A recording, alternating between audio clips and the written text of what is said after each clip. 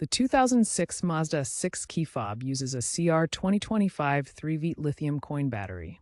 To replace it, you'll need a small flathead screwdriver or a plastic pry tool. First, ensure your vehicle is off to prevent accidental activation.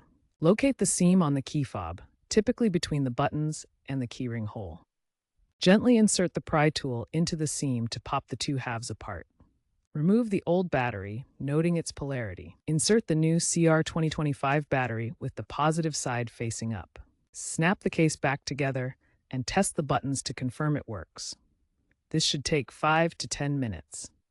Remember to avoid scratching the case during prying to keep it in good condition and prevent the need for costly replacement.